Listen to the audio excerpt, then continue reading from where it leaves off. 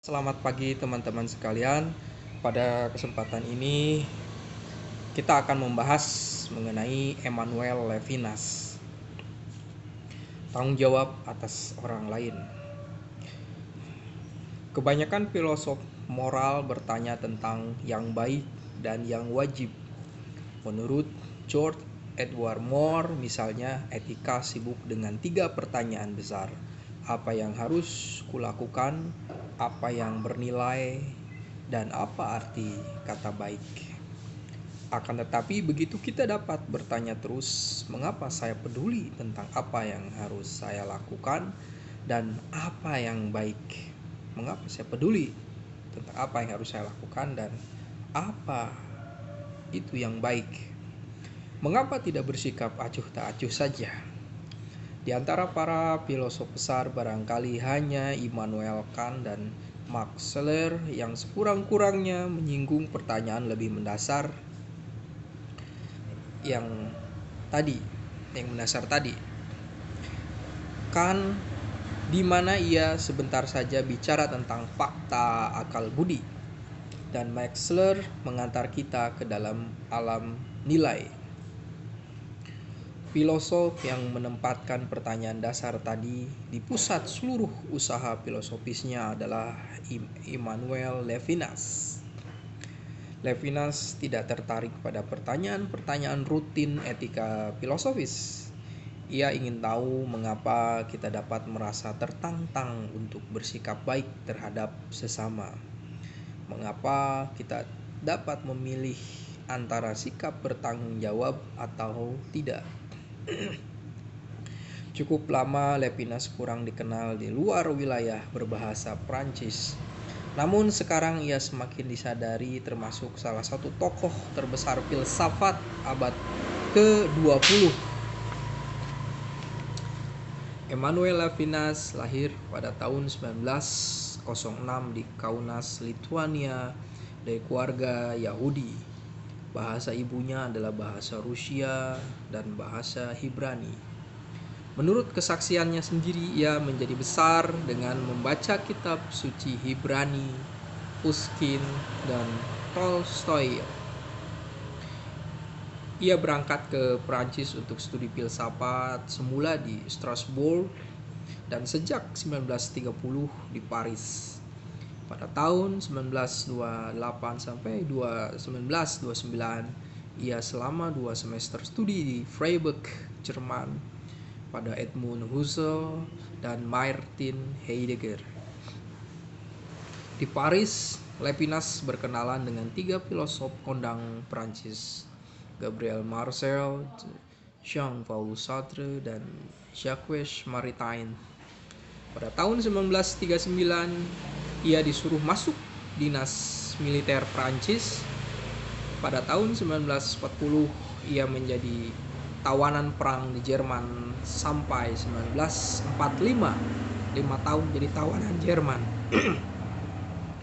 Karena keyahudiannya tidak diketahui, ia tidak dibunuh. Sementara itu, seluruh keluarganya yang tertinggal di Lituania dibunuh oleh kaum Nazi.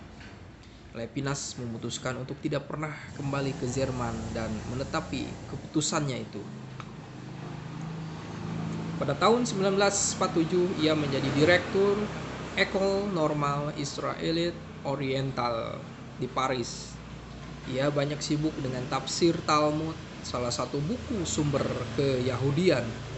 Pada tahun 1961, sesudah disertasinya Totalite et Infini, totalitas yang tak terhingga, selanjutnya saya singkat totalitas, dipublikasikan, ia diangkat menjadi guru besar filsafat di kota Poitiers. Buku Totalitas membuat Levinas menjadi sangat terkenal di kalangan para filosof Prancis. Salah satu pembahasan mendalam, simpatik, dan kritis terhadap totalitas dibuat tahun 1967 oleh Jacques Derrida. Dalam tahun ini, Levinas menjadi guru besar di Paris Nanterre, dan pada tahun 1973 di Universitas Paris 4 Sorbonne. Pada tahun 1974 terbit karya utamanya yang kedua, Autrement Quater ou au-delà de l'essence, lain daripada ada atau di seberang esensi. Selanjutnya saya singkat lain daripada ada. 2 tahun kemudian Levinas pensiun, ia tetap tinggal di Paris dan masih menerbitkan berbagai tulisan yang penting.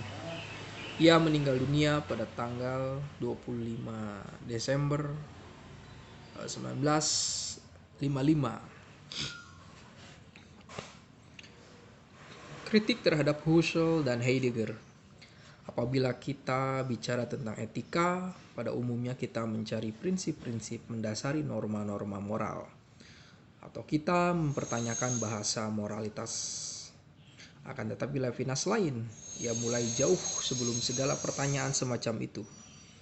Dalam bahasa sendiri, ia mulai di sebelah sini, segala pandangan dan sikap yang diambil orang. Levinas ingin memperlihatkan bahwa pembentukan identitas kita selalu sudah berdasarkan sebuah peristiwa asali yang terulang setiap kali kita bertemu dengan orang lain. Levinas ingin memperlihatkan bahwa pembentukan identitas kita selalu berdasarkan suatu peristiwa asali yang terulang kali kita bertemu dengan orang lain. Setiap kali saya bertemu dengan orang lain, terjadi sesuatu yang mendasar. Saya jadi tanggung jawab atasnya. Tanggung jawab awal mendahului segala sikap saya, merupakan penyataan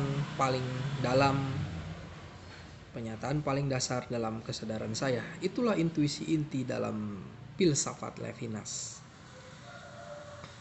Akan tetapi kita harus berhati-hati jangan sampai salah paham. Levinas tidak menggagaskan sesuatu. Ia tidak mengajukan sebuah teori, melainkan ia mau menunjuk pada sebuah kenyataan. Kenyataan yang terpendam dalam kesadaran kita. Pendekatannya fenomenologis. Ia bertolak baik dari Husserl maupun Heidegger. Edmund Husserl, bapak fenomenologi, dan salah seorang filsuf paling berpengaruh pada abad ke-20, mencari hakikat realitas atau berteori tentangnya. Kita hendak mengamati apa yang menunjukkan diri dalam kesadaran. Pendekatan itu diikuti Levinas. Yang dikritiknya pada Husserl adalah bahwa analisis fenomenologis berhenti terlalu cepat sehingga tidak berhasil mengangkat struktur realitas yang sebenarnya. Husserl berhenti pada struktur kesadaran. Karena itu Husserl terperangkap dalam kerangka subjek. Objek hanya ada sebagai objek sebuah subjek yang menangkapnya, dan sebaliknya. Dengan demikian kita tidak keluar dari penjara kesadaran. Mempertanyakan bagaimana objek itu pada dirinya sendiri tidak masuk akal. Dan memang filsafat Husserl dicurigai tidak mencukupi menghindari idealisme paham yang menyangkal bahwa ada realitas di luar kesadaran. Kerangka Husserl itu dikritik Levinas. Kalau orang lain hanyalah objek saya, maka kelainan kediriannya hilang. Kelainan dirinya hilang. Jadi orang itu tidak diakui dalam dirinya sendiri. Levinas protes bahwa dalam kerangka fenomenologis Husserl itu orang lain sudah diperkosa karena tidak dijamin dalam kelainannya. Ia hanya diakui sebagai unsur, objek, dan kesadaran saya. Dengan demikian Husserl mengulangi cacat hampir seluruh filsafat yang selalu berusaha meleburkan pluralitas. Dimensi kedua, keberlainan ke dalam satu kesatuan. Menurut Levinas, pemikiran totaliter itu salah satu unsur di belakang segala penindasan, pemerkosaan, dan pembunuhan terhadap orang lain daripada kita yang terjadi sepanjang sejarah. Melawan Husserl, Levinas akan menunjukkan bahwa data paling dasar kesadaran kita adalah munculnya orang lain sebagai orang lain yang seakan-akan mendobrak masuk ke dalam dunia saya yang tertutup. Bak makhluk asing dalam film-film horor yang begitu saja muncul di depan kita dan kita tidak dapat berbuat apa-apa. Kejadian itu kenyataan paling dasar yang justru tidak berhasil diangkat oleh Husserl. Martin Heidegger juga mendobrak keterbatasan fenomenologi subjek-objek Husserl. Ia menunjukkan bahwa manusia dalam segala tindak tanduk selalu sudah berada di dalam cakrawala kemengadaan, horizon of being. Jadi manusia selalu berada dalam cakrawala kemengadaan atau horizon being of being. Cakrawala kemengadaan itu suatu kenyataan paling mendasar eksistensi manusia, sebuah eksistensi. Artinya dalam segala-galanya manusia berada di dalam panggilan untuk taat kepada kemengadaan itu. Namun karena perhatian manusia terarah pada apa yang terjadi dalam cakrawala itu, cakrawala kemengadaan itu sendiri tidak diperhatikan. Namun karena perhatian manusia terarah pada apa yang terjadi dalam cakrawala itu, cakrawala kemengadaan itu sendiri tidak diperhatikan. Salah satu konsekuensi kerangka pengertian ini adalah bahwa Heidegger tidak tertarik pada etika. Data dasar adalah keterpanggilan manusia oleh kemengadaan. Keterpanggilan itulah yang harus diingat kembali. Sebuah etika eksplisit tidak perlu, karena orang yang ingat akan sang mengada dengan sendirinya akan bersifat mengurus terhadap lingkungannya dan memelihara terhadap manusia lain. Bagi Levinas, kelalaian Heidegger menulis etika membuka cacat dasar konsepsinya. Sama dengan filsafat kesatuan totaliter lain, manusia sekali lagi direlatifkan, dikebiri dalam kelalaiannya, karena ia sudah diintegrasikan ke dalam sebuah keseluruhan lebih luas, ke dalam cakrawala kemengadaan itu. Dalam konsepsi Heidegger, bukan sesama yang pertama-tama perlu diperhatikan, melainkan cakrawala kemengadaan. Orang lain pun hanya salah satu pengada dalam cakrawala kemengadaan. Dengan demikian, keberlainan orang lain tidak terjamin lagi, dan itu berarti bahwa orang lain sendiri tidak terjamin. Bisa dibayangkan betapa muak Levinas dengan Heidegger waktu dia sesudah Hitler berkuasa di Jerman selama beberapa saat mendukung ideologi Nazi. Jadi manusia yang lain telah disingkirkan oleh cakrawala kemengadaan. Kritik Levinas terhadap Husserl dan Heidegger tidak boleh ditafsirkan seakan-akan ia menolak mereka seluruhnya. Penolakan Levinas adalah dialektis. Dengan menolak kerangka dasar, mereka ini tetap bertolak darinya dan malah mengembangkannya. Ia tidak menyangkal metode mereka, melainkan menunjukkan bahwa mereka memakai metode fenomenologis dengan tidak cukup radikal. Dari Husserl, Levinas mengambil alih metodologinya sendiri, fenomenologinya sendiri, bahwa filsafat tidak pertama-tama berarti memikirkan sesuatu, melainkan mengamati apa yang menunjukkan diri. Fenomenologi sebagai seni untuk melihat apa yang sebenarnya ada, tetapi umumnya tidak kita perhatikan. Levinas tidak mengajukan sebuah teori, melainkan mengajak kita untuk melihat apa yang terjadi apabila kita bertemu dengan orang lain. Dari Heidegger, Levinas memperoleh ketajaman pengamatan fenomenologis yang mendobrak kerangka sempit subjek-objek Husserl. Heidegger menunjukkan bahwa kita menangkap sebuah objek selalu dalam cakrawala kemengadaan. Menurut Heidegger, meskipun kita tidak memperhatikannya dalam kesadaran sehari-hari, namun segenap kesadaran hanyalah mungkin karena terjadi dalam keterbukaan cakrawala kemengadaan itu. Dan maksud paling dasar Heidegger merenggut manusia dari situasi di mana ia melupakan kemengadaan itu. Persis seperti kerangka Levinas juga.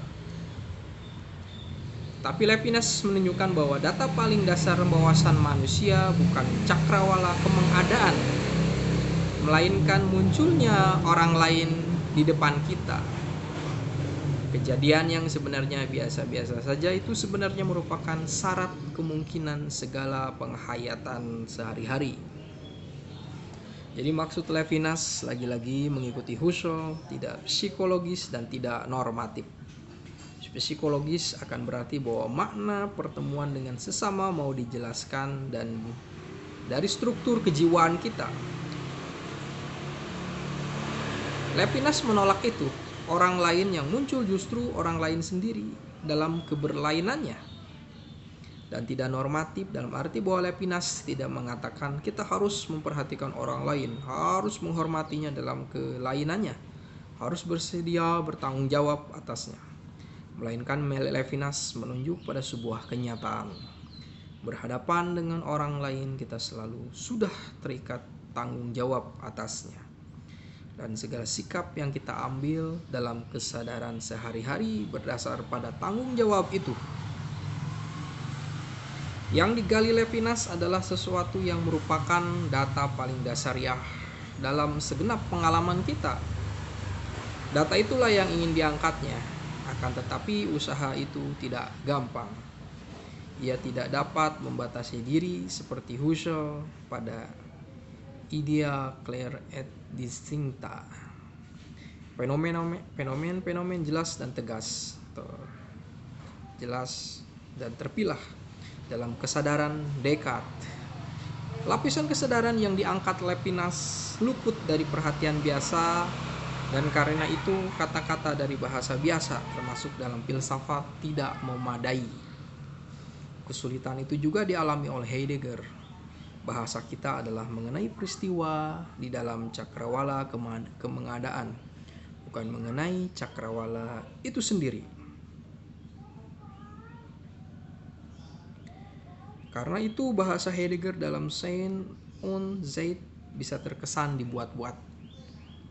Begitu pula dengan lapisan pengalaman yang mau diangkat Levinas. Bahasa biasa tidak memadai lagi.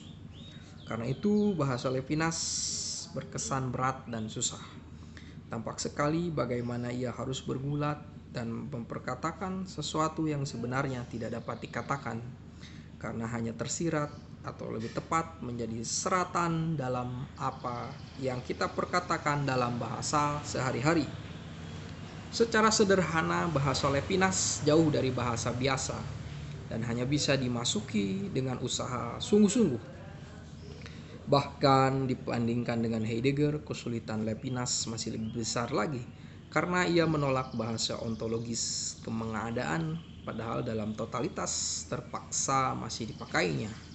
Dalam tradisi filsafat, ontologi metafisika atau filsafat pertama, Aristoteles. Akan tetapi Levinas justru menolak bahwa filsafat pertama adalah ontologi.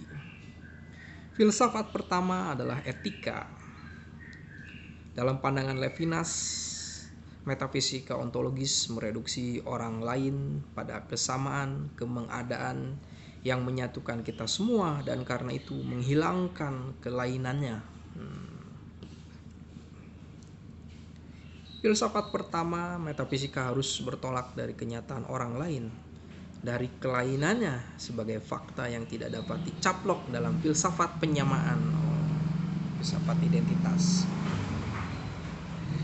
Karena itu etika dan bukan ontologi adalah filsafat pertama. Oleh karena itu dalam bukunya yang kedua, lain daripada ada, Levinas mengadakan sebuah pemutarbalikan linguistikal turn.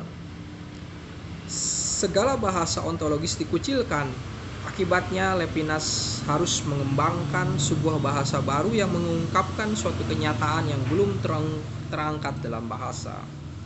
Sebuah deskripsi fenomenologis langsung tidak mungkin lagi karena kata-kata tidak tersedia. Terpaksa Levinas memakai kata-kata dan gambar-gambar yang sangat konkret dari bahasa sehari-hari, tetapi dalam arti metaforis. Begitu misalnya pengalaman dasar pada saat kita bertemu dengan orang lain disebutnya penyanderaan atau keadaan terdakwa. Dengan memakai banyak metafor, Levinas akan mengitari pengalaman dasar itu dari berbagai sudut sampai kita memahami unsur pengalaman mana yang dimaksud. Karena itu susunan buku lain daripada ada tidak lagi sistematis, di mana ada kemajuan logis dalam pemikiran dari bab ke bab, melainkan melingkar dengan selalu kembali ke pengalaman yang sama, tetapi dari sudut-sudut yang berbeda atau dengan cara mengkonfrontasikan posisinya dengan pemikir-pemikir filosofis yang mirip, tetapi justru tidak memadai. Karena itu bahasa Levinas sangat sulit untuk diikuti dan perlu kesabaran memahaminya. Orang lain. Mari kita bertanya apa yang mendorong Levinas dalam usaha filsafatinya. Jawabannya terungkap dalam judul buku besar bertema totalitas yang tak terhingga. Menurut Levinas, filsafat cenderung untuk menyamaratakan yang berbeda dan yang berlainan dalam sebuah totalitas. Ia menyebut kecenderungan totalitas itu Sokratisme. Melawan Sokratisme itu, Levinas mengembangkan suatu pemikiran yang bertolak dari kemutlakan, dan itu berarti dari keterhinggaan orang lain. Filsafat Oksidental merupakan reduksi orang lain ke yang sama. Primat yang sama itu adalah ajaran Sokrates, tidak menerima sesuatu apa dari orang lain kecuali apa yang ada dalam dirinya, dalam diriku. Mengetahui berarti menelanjangkan apa yang ada dari keberlainannya. Dalam hubungan dengan benda-benda, penyerahan yang lain ke yang sama terjadi melalui perumusan konseptual. Dalam hubungan dengan manusia, penyerahan itu tercapai melalui teror yang menyeret manusia bebas ke bawah kekuasaan manusia lain. Cita-cita kebijaksanaan Sokrates berdasarkan anggapan bahwa yang sama mencukupi dirinya pada identifikasi yang sama dengan sebagai kedirian pada egoismenya. Filsafat ini adalah ajaran tentang keakuan, egologi. Sokrates sebagaimana kita mengenalnya melalui tulisan Plato, pada hakikatnya memandang orang lain sebagai aku lain. Sejak Sokrates, begitulah tuduhan Levinas. Filsafat barat selalu mau mereduksikan yang banyak ke yang satu dan kelainan yang berlainan ke yang bersamaan. Dan bukan hanya filsafat barat, dalam filsafat India klasik segala-galanya pada akhirnya adalah satu, Atman atau Brahman, dan kesan-kesan pluralitas yang merupakan kenyataan yang kita alami dalam hidup sehari-hari hanyalah maya, kesan kosong atau tipuan. Spekulasi filosofis Jawa menurut Zoetmulder ditandai oleh panteisme yang memandang segala-galanya sebagai pancaran zat ilahi, dan bahkan monisme yang menyatakan bahwa pada hakikatnya segala-galanya hanyalah satu.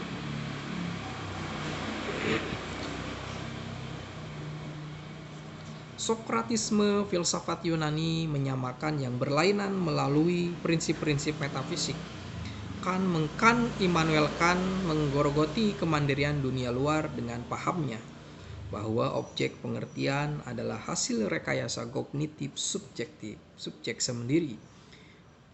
Filsafat penyamaan itu mencapai puncaknya dalam filsafat identitas idealisme Jerman permulaan pada abad ke-19 dengan tokohnya Fichte, Schelling, dan Hegel, di mana misalnya pada Hegel pluralitas manusia direduksikannya menjadi momen roh semesta dalam perjalanannya mengembangkan diri. Bagaimana dua tokoh fenomenologi abad ini, Husserl dan Heidegger, memperlemah keterhinggaan orang lain sudah kita lihat. Pluralitas manusia direduksikan menjadi momen roh semesta dalam perjalanan pengembangan diri. Mengapa Levinas menentang filsafat identitas itu? Karena kalau semuanya itu identik orang lain dalam keberlainannya, Levinas memakai istilah alteritas tidak terjamin. Kalau keberlainan orang lain mau dihilangkan, orang lain sendiri terancam. Secara filosofis, filsafat identitas menindas, meniadakan orang lain. Filsafat menjadi penindas dan totaliter. Bagi Levinas itu bukan semacam cara omong berlebihan. Sebagai orang Yahudi yang dimanapun dianggap lain dari yang lain, ia tahu betul apa artinya kalau orang atau sekelompok orang tidak diakui dalam keberlainan mereka.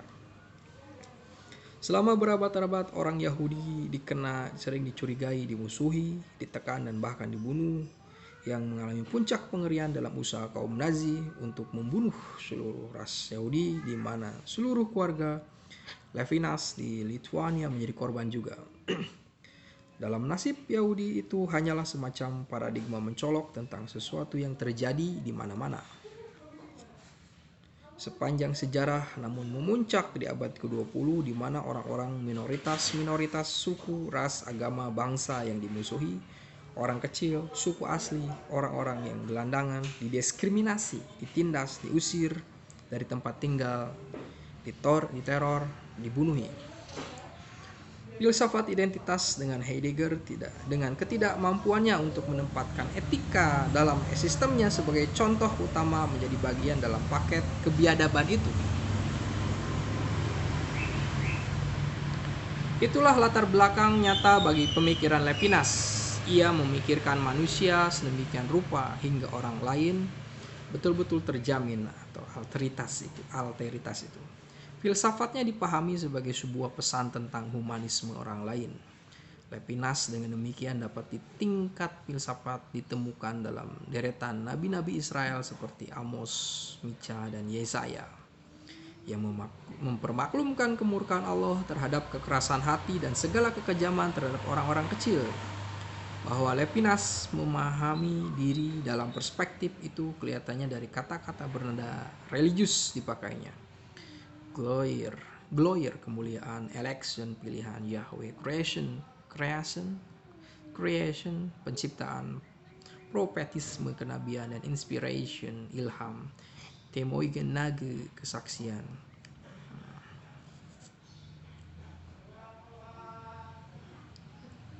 Filsafat Levinas adalah filsafat kenabian yang syarat dengan tradisi Yahudi, sebuah filsafat mencari jejak orang lain untuk menyelamatkannya. Mari kita sekarang melihat bagaimana Levinas mengangkat orang lain. Seperti sudah dikatakan, Levinas memakai banyak metafor dan cara untuk menunjuk pada yang sama. Peristiwa pertemuan kita dengan orang lain dan apa yang terimplikasi di dalamnya. Berikut ini saya terutama mengacu pada dua teks. Yang pertama adalah teks tentang muka, visage, dan totalitas. Yang kedua ambil dari la substitution, dalam lain daripada ada, di mana kita selalu harus ingat bahwa Levinas tidak bicara secara normatif, tidak mengatakan bahwa kita harus menghormati orang lain, melainkan mau membuka mata kita agar dapat melihat bahwa orang lain selalu sudah menjadi fakta dasar eksistensi kita. Mendengar kata muka, kita barangkali berpikir tentang bagian depan kepala, rambut, mata, hidung, barangkali ada bekas luka di celurit. Patung juga mempunyai muka, mumi juga, tetapi bukan itu maksud Levinas. Yang dimaksud adalah situasi di mana di depan kita ada orang muncul. Kita berhadapan muka, ia hadir sebagai orang tertentu melalui mukanya. Muka itu menyapa kita, barangkali ia meminta uang atau ia hanya menatap kita dengan diam. Lewat mukanya kita berhadapan dengan orang lain. Situasi sebenarnya sangat biasa. Apa yang terimplikasi dalam kejadian sehari-hari itu? Yang pertama, dalam muka itu, orang lain itu sendiri menjadi tampak sebagai orang tertentu, orang lain. Muka itu epipani, penampakan diri orang lain, epipani. Yang kedua, orang itu sama sekali di luar kekuasaan kita. Tentu saja, kita dapat memukul muka itu, kita juga dapat berpaling dan membiarkan orang itu. Tetapi Levinas tidak membicarakan reaksi kita belakangan di mana kita misalnya berpikir harus diapakan orang itu, melainkan apa yang terjadi di saat muka itu menatap kita. Pada saat orang lain muncul sebagai muka, kita tidak berkuasa apapun terhadapnya. Kita tidak dapat menguasainya, kita tidak dapat mengintegrasikannya ke dalam suatu kerangka yang lebih luas. Menganalisisnya sebagai anggota salah satu jenis makhluk, menguncinya dalam berbagai kategori yang kita pakai untuk memilah-milah sesuatu ke dalam unsur-unsurnya. Ia adalah ia, lain dari saya, lain dari segala kategori dan gaya saya. Ia ada di depan saya senang atau tidak.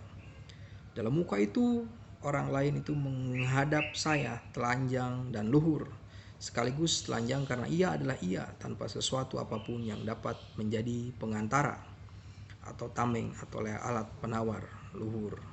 Karena ia tidak dapat diabaikan, dikesampingkan, dianggap sepi. Pada saat itu ia adalah mutlak, tak terhingga. Muka itu sebagai sebuah imbauan. Muka itu menghimbau, jangan membunuh aku. Terdapat imbauan itu, saya tidak berdaya. Tak mungkin saya membunuh muka itu, meskipun barangkali ingin. Kekuatan tak tertaklukkan muka itu justru terletak dalam ketakberdayaannya. Ia menghadang maksud saya untuk membunuhnya bukan dengan sebuah kekuatan fisik, melainkan dengan tiadanya kekuatan apapun. Perlawanan muka terhadap maksud saya untuk membunuh sifat murni etis. Berhadapan dengan imbauan itu, saya tidak dapat mengelak. Saya sendiri terkena secara tergantikan.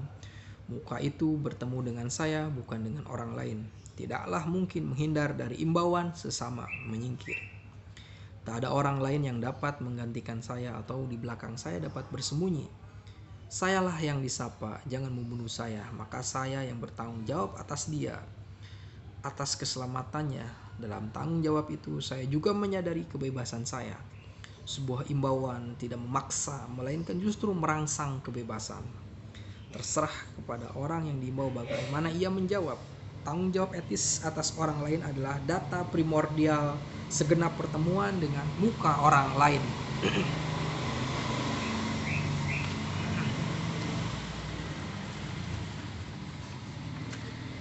Kenyataan yang sama dijelaskan Levinas dalam lain daripada ada. Untuk mengerti situasi yang dimaksud Levinas, kita dapat mengambil sebuah berita kecil tentang Presiden Clinton yang pernah dimuat di koran. Pernah dalam kerumunan orang, seorang nenek berumur 93 tahun mendadak minta Clinton untuk menciumnya. Clinton nampak sejenak terperanjat sejenak saja, lalu ia mengatasi keterperanjatannya itu dan jadi mencium pipi nenek itu. Nah, sejenak seperti itu situasi acuan Levinas. Dalam sejenak itu Clinton tampak sama sekali pasif, tidak mau untuk berbuat sesuatu apa, tidak mempunyai jawaban rutin, tidak siap dengan reaksi siap pakai. Yang mirip terjadi sekali setiap kali kita berhadapan dengan orang lain. Misal orang lain menyapa kita mengatakan sesuatu. Pada saat itu kita belum bisa bereaksi. Bereaksi akan berarti memasukkan fenomen ya orang itu, ya apa yang dikatakannya ke dalam tatanan biasa kita. Kita memberi tempat kepadanya, memilah-milahnya dalam beberapa kategori seperti kenalan, asing, maksud, baik, mengancam, mengemis, cakap jelek, menyenangkan, menjengkelkan, mengganggu atau tidak. Dengan demikian kita menghilangkan kelainannya, keasingannya, kita menjinakkannya, kita mengintegrasikannya, kita menguasainya. Lalu kita dapat bereaksi, misalnya kita mencium kakek itu. Tetapi reaksi itu baru belakangan.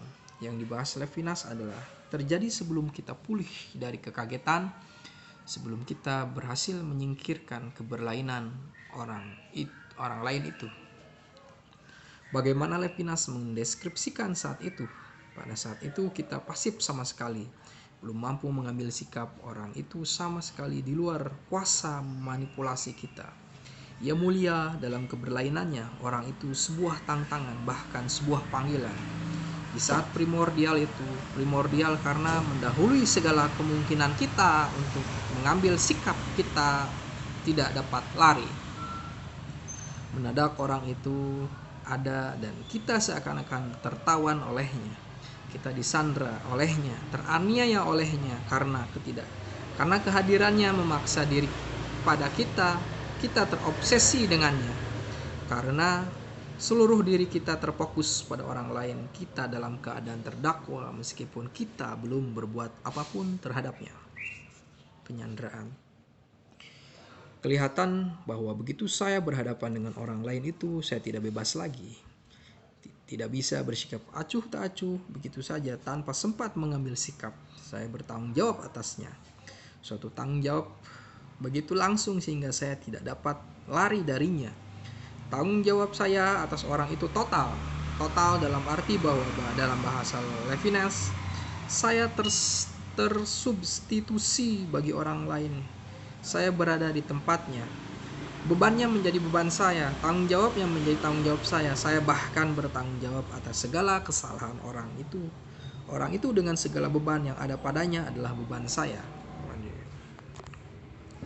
Levinas menegaskan bahwa dalam situasi ini saya sama sekali pasif.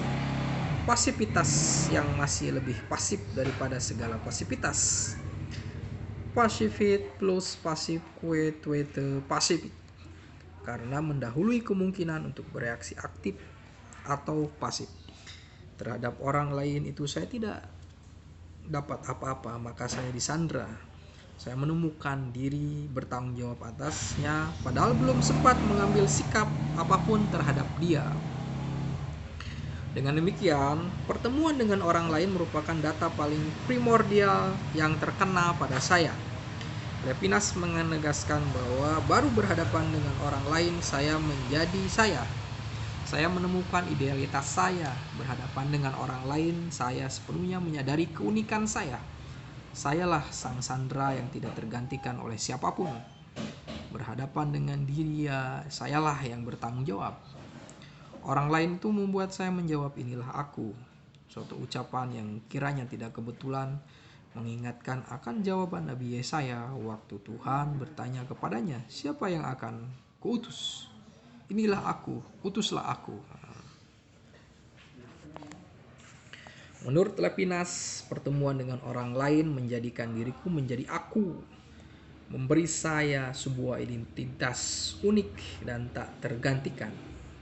Karena saya yang bertanggung jawab atas orang lain, keunikan saya menjadi kenyataan.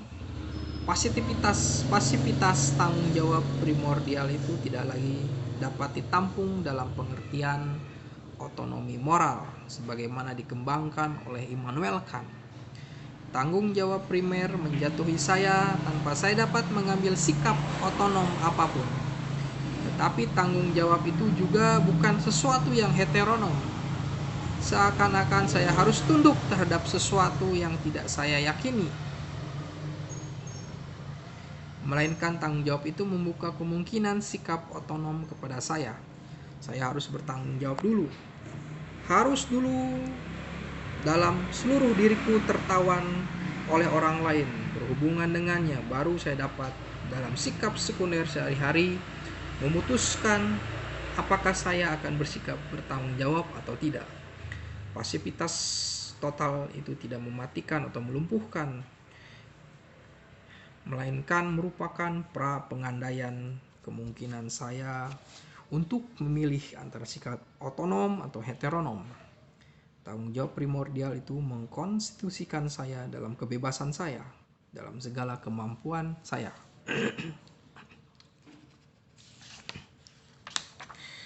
Dalam menjelaskan pengalaman itu, Levinas juga mempergunakan istilah-istilah religius seperti tak terhingga, kemuliaan, inspirasi. Istilah-istilah itu dimaksud sungguh-sungguh ketantangan kehadiran orang lain. Mukanya merupakan suatu kenyataan yang mutlak.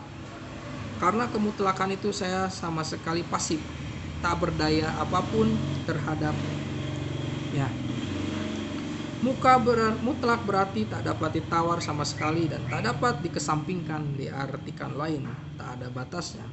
Maka dalam menghadap orang lain saya menghadap yang tak terhingga. Bukan secara langsung, seakan-akan dalam orang lain Tuhan langsung muncul, tetapi dalam kemutlakan orang lain muncul sesuatu yang melampaui orang lain. Orang lain dalam cakrawala makna absolut. Mutlak diarti tak dapat ditawar sama sekali, tak dapat dikesampingkan. Sang aku ditelanjangi oleh trauma penganiayaan dari subjektivitasnya yang menghina dan imperialistik dikembalikan ke disinilah aku sebagai saksi yang tak terhingga, tetapi seorang saksi yang tidak mentematisasikan apa yang disaksikannya, dan yang kebenarannya bukanlah kebenaran representasi, bukanlah evidensi. Dalam pasivitas tanggung jawab total terhadap orang lain, saya menjadi dan menghayati diri sebagai saksi atas yang tak terhingga, tetapi tidak secara eksplisit seakan-akan ada evidensi langsung tentang Allah. Namun kalau kita bertanya bagaimana manusia bisa terbuka kepada Allah yang tak terhingga, Levinas memberi jawaban dengan menunjuk pada pengalaman primordial pertemuan dengan orang lain. Maka pertemuan itu ternyata melibatkan pengalaman transendensi. Dalam kemutlakan pasivitas itu, keterbatasan dan ciri kontingen segala realitas duniawi teratasi. Maka pertemuan itu ternyata melibatkan pengalaman transendensi. Dalam kemutlakan pasivitas itu, keterbatasan dan ciri kontingen segala realitas duniawi teratasi. Ruang dan waktu teratasi. Pertemuan dengan orang lain membuka cakrawala transendensi bagi manusia, kemuliaan yang tak terhingga. Jadi pesan inti Levinas adalah agar kita ingat bahwa sejak semula begitu kita bertemu dengan orang lain, kita bertanggung jawab atasnya, bertanggung jawab atas keselamatannya, bertanggung jawab dalam kesadaran intuitif bahwa orang lain itu mudah terluka, amat peka, seluruhnya terserahkan kepada saya. Tanggung jawab itu adalah data pertama yang mendasari segala sikap yang diambil dengan sengaja kemudian.